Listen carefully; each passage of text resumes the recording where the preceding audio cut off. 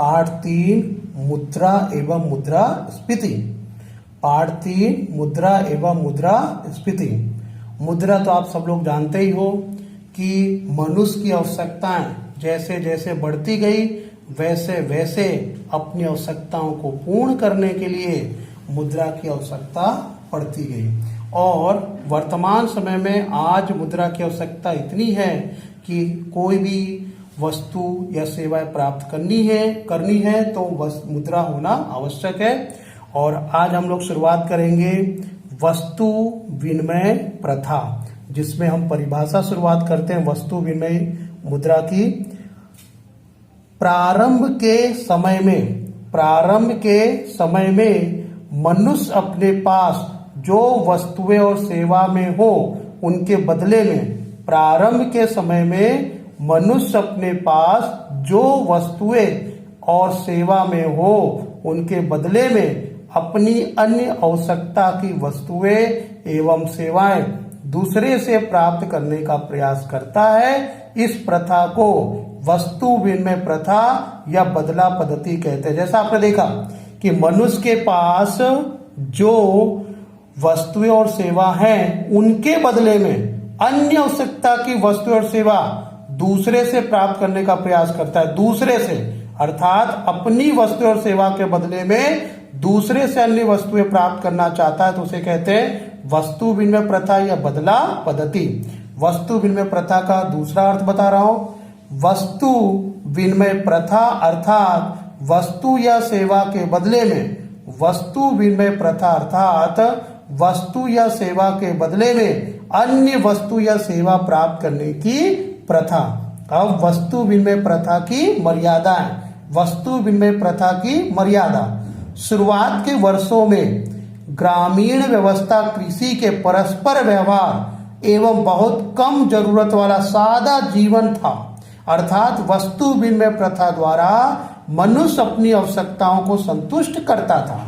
आप समझ गए होंगे, सादा जीवन था, जरूरतें आवश्यकताएं कम थी, इसलिए चीज वस्तुएं वस्तु विनिमय प्रथा के द्वारा प्राप्त हो जाती थी। जैसे किसान गेहूं पैदा करके स्व उपयोग के लिए, मतलब खुद के स्वयं के उपयोग के लिए गेहूं रखकर अतिरिक्त गेहूं देकर चावल, कपड़ा, जूता, चप्पल प्राप्त करता।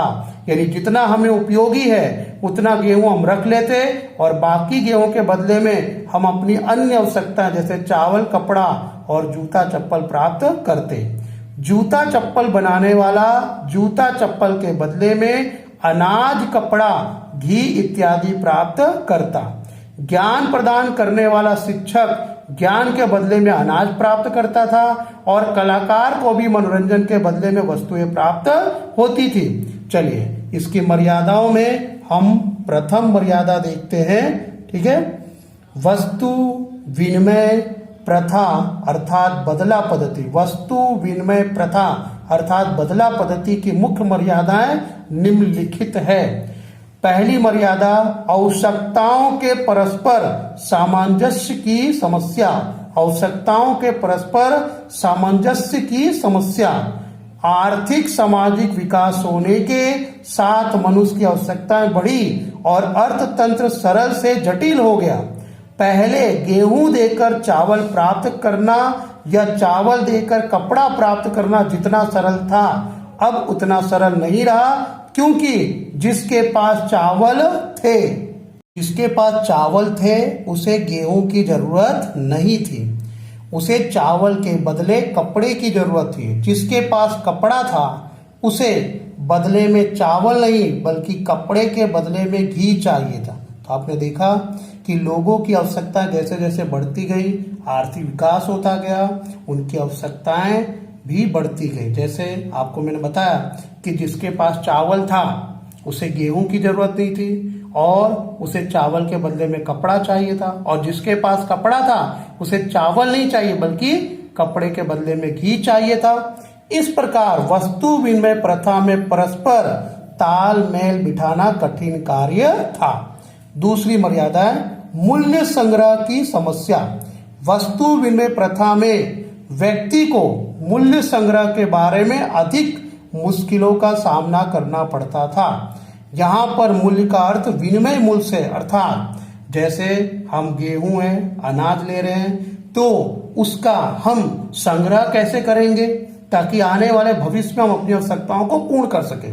किसान गेहूं का उत्पादन करके गेहूं के बदले में जूता, चप्पल या कपड़ा प्राप्त करे, परंतु दिन प्रतिदिन उत्पादन एवं उत्पादकता बढ़ने से अतिरिक्त गेहूं को किस प्रकार से सुरक्षित रखे, ये प्रश्न उत्पन्न हुआ।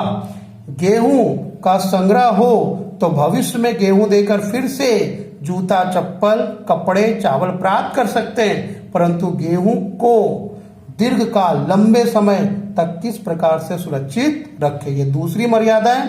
तीसरी मर्यादा है मूल्य का मापन, अर्थात जो वस्तु हम दे रहे हैं उसकी कीमत क्या है। जैसे गेहूं के बदले में चावल दे रहे हैं तो गेहूं के सामने चावल की कितनी कीमत है, गेहूं के बदले घी ले रहे हैं तो घी की कितनी कीमत है, इस प्रकार का मापन करना, मूल्य निकालना कठिन था।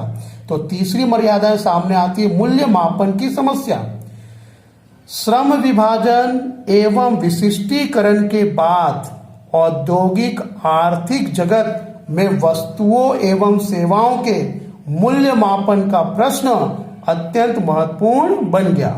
गेहूं के सामने चावल का विनिमय करना था तब तक तो ठीक था, परंतु जब गेहूं के सामने अनेक वस्तुएं आने से जिसमें विनिमय दर को याद रखना, निश्चित करना मुश्किल है, जैसे 1 मन गेहूं के बराबर 2 मन चावल, 1 मन गेहूं के बराबर 10 मीटर कपड़ा, 1 मन गेहूं के बराबर कितना घी, कितने घी के बराबर कितना कपड़ा, कितना चावल, यह निश्चित करना, उसके अनुसार व्यापार करना कठिन हो गया। तो इस तरह से हमने देखा वस्तु विनिमय प्रथा अर्थात बदला पद्धति का अर्थ और उसकी मर्यादाएं।